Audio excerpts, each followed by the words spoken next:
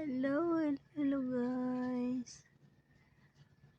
Well, naghulat mi sa mong sakyanan guys no, nagpasilo pa mi sa mong mansion diri sa Kalenan Double City guys.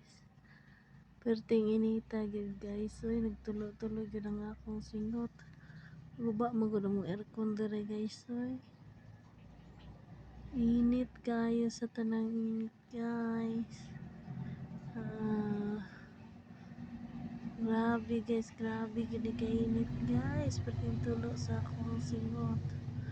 Dugay po kayo mong sakyanan, nabutasan na to among driver. Hala guys, oy. Na manarapos ako guys, kaya nagtulo-tulo gyud ang akong singot.